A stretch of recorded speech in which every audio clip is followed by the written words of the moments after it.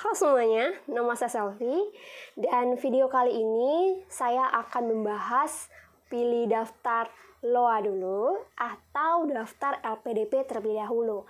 Karena dulu saat saya sebelum mendaftar LPDP ini menjadi kebingungan dan membuat saya bertanya-tanya dan mencari jawabannya di YouTube, tapi ada beberapa hal yang tidak mendapatkan jawaban yang spesifik untuk saya pribadi. Untuk itu saya ingin membuat video ini, semoga ini menjadi jawaban untuk teman-teman yang sedang mencari tahu dan bertanya-tanya, terutama untuk teman-teman yang tinggal di daerah afirmasi, apalagi teman-teman yang tinggal di daerah timur, yang kebingungan mencari informasi, bagaimana ya daftar LOA itu seperti apa, mau daftar LPDP itu seperti apa, apalagi kita di daerah timur tuh informasinya tuh sangat terbatas, dan juga bahkan untuk tes TOEFL juga ada beberapa kabupaten di daerah timur bahkan tidak punya tempat untuk bisa tes TOEFL, bahkan semuanya harus tes online, dan banyak teman-teman yang juga masih kebingungan tes online itu seperti apa. Memang di video kali ini tidak bisa menjawab semuanya, tapi saya harap ini bisa menjadi pertimbangan untuk teman-teman, karena ini adalah pilihan yang saya buat. Oke? Semoga membantu. Kita mulai ya. Buat teman-teman yang tidak tahu apa itu LOA, LOA itu tuh kayak ibaratnya tuh surat yang menyatakan bahwa kita sudah diterima di kampus tujuan. Contohnya ya, saya ingin mendaftar UGM nih. Saya bingung, saya mau daftar UGM dulu atau saya daftar LPDP dulu. Dua-duanya tuh sama-sama bisa gitu. Kalau seandainya saya mau daftar UGM dulu, berarti nanti kalau saya lulus di UGM, saya sudah dapat yang namanya LOA tadi. Saya pribadi pada saat itu punya beberapa pertimbangan yang akhirnya membuat saya memutuskan untuk mendaftar beasiswa LPDP terlebih dahulu sebelum saya mendaftar LOA. Alasan yang paling pertama adalah saya lebih pede mendaftar beasiswa LPDP terlebih dahulu ketimbang daftar kampus tujuan saya. Kenapa demikian? Karena pada saat itu saya lebih memprepare daftar beasiswa LPDP ketimbang daftar di UGM. Kalau seandainya saya daftar dan lulus di UGM, saya takut kalau seandainya saya daftar LPDP, saya tidak lulus LPDP, nanti siapa yang biayai kuliah saya? Itu pertimbangan pertama. Pertimbangan kedua, menurut saya kalau seandainya saya sudah daftar LPDP dan lulus LPDP, kemungkinan besar untuk diterima di UGM itu lebih tinggi. Jadi alasan itu sebenarnya itu. Kita kan kuliah supaya dapat beasiswa ya, supaya kita dibiayai, dan kita pribadi ekonominya juga tidak seberapa, makanya kita akhirnya memutuskan untuk daftar beasiswa. Kalau seandainya kita lulus di kampus tujuan kita, terus di tempat beasiswa yang kita mau daftar tidak lulus, terus siapa yang akan membiayai beasiswa kita? Pertimbangan yang kedua, kenapa saya akhirnya memilih daftar LPDP terlebih dulu, yaitu karena saya ingin ikut pengayaan bahasa, teman-teman. Jadi ini adalah keuntungan dan keunikan dari pihak LPDP yang diberikan untuk kita yang tinggal di daerah afirmasi, yaitu kita dapat pengayaan bahasa. Beda dengan teman-teman yang daftar beasiswa LPDP jalur umum, mereka tidak dapat pengayaan bahasa.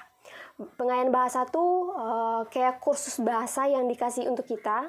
Jadi kita diajarkan kursus bahasa Inggris, khusus untuk TOEFL, ITP, atau apapun yang kalian pilih nanti.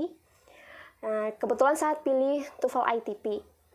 Jadi kita akan dikasih kursus dari nol, dari dasar memang, sampai 3 atau 6 bulan, tergantung dari nilai skor TOEFL yang kita dapat saat kita mendaftar LPDP. Saya pribadi sebelum mendaftar LPDP, saya mendapatkan skor TOEFL 420. Jadi kemungkinan besar untuk mendapatkan pengayaan bahasa dengan jangka waktu yang cukup lama itu tinggi ya teman-teman.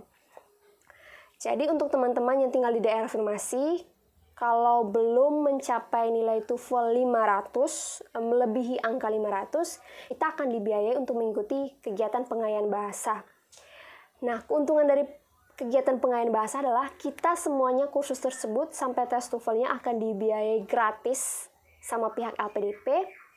Kemudian selain itu, tiket pesawat kita juga akan dibiayai. Kemudian per bulannya kita selama kita ikut kegiatan pengayaan bahasa juga akan biayai juga gitu. Jadi dari informasi yang saya dapat dari grup Telegram, untuk teman-teman yang ikut pengayaan bahasa tahap 1 tahun 2022, kalau tidak salah mereka bilang 4 juta gitu.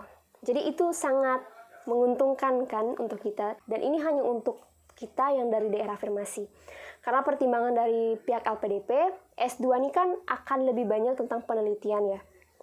Jadi akan banyak jurnal-jurnal bahasa Inggris, terus juga kita akan kuliah di kampus yang terbaik. Mungkin saja ketika di kelas dosen-dosennya akan berbicara dengan menggunakan bahasa Inggris, dan mereka mau mendukung kita yang dari daerah timur yang tidak mendapatkan kesempatan pendidikan yang cukup bagus untuk bahasa Inggrisnya, sehingga mereka membantu dengan memberikan pendidikan pengayaan bahasa ini. Jadi ini sangat-sangat menguntungkan dan sangat membuat saya tergiur. Maka dari itu saya ingin mendaftar LPDP dulu ketimbang mendaftar kampus tujuan saya terlebih dahulu. Karena kalau saya mendaftar kampus tujuan saya terlebih dahulu, saya tidak akan bisa mengikuti pengayaan bahasa. Jadi menurut saya itu rugi sekali ya teman-teman. Jadi sebenarnya cuma 2 alasan ini yang membuat saya akhirnya memutuskan untuk mendaftar beasiswa LPDP terlebih dahulu ketimbang mendaftar kampus tujuan saya. Memang sih keuntungan dari kalian mendaftar ke kampus tujuan kalian dan mendapatkan LOA adalah kalian akan lanjut atau melewati tahap kedua dari pendaftaran beasiswa LPDP. Jadi buat teman-teman yang tidak tahu, pendaftaran beasiswa LPDP sendiri ada 3 tahap. Tahap pertama adalah tahap administrasi, kedua adalah tahap skolatik, yang keempat adalah tahap substansi. Kalau kita mendapatkan LOA atau surat keterangan bahwa kita diterima di kampus tujuan kita, dari tes administrasi kita akan langsung loncat ke tes substansi. Kita tidak akan lagi mengikuti tes skolatik.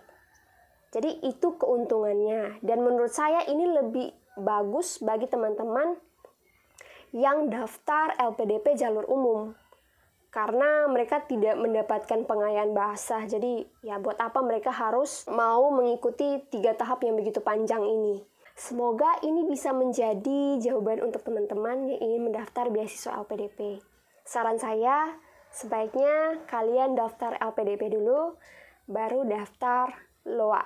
Karena kebanyakan dari hasil rangkuman dari pihak LPDP ketika kami tatap muka lewat Zoom, mereka mengatakan berdasarkan data yang mereka kumpulkan, lebih banyak orang yang mendaftar tanpa LOA ketimbang pakai LOA.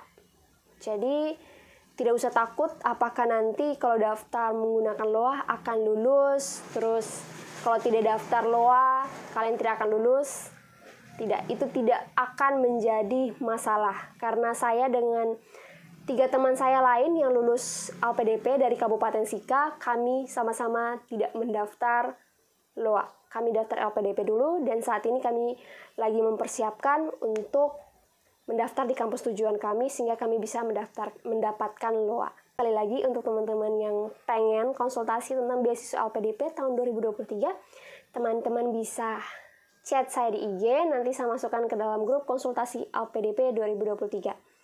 Dan kalau video ini ditonton oleh banyak orang di tahun-tahun berikutnya, bukan hanya di tahun 2023, tidak apa-apa teman-teman, kalian tetap bisa chat saya di IG. Nanti apapun yang kalian tanyakan, saya usahakan menjawab ya. Tidak menutup kemungkinan di tahun 2004, 2025, 2006, di tahun-tahun berikutnya selama LPDP ini masih buka dan jalur afirmasi ini masih buka, saya akan berusaha semampu saya untuk membantu. Sekian dari saya dan dadah.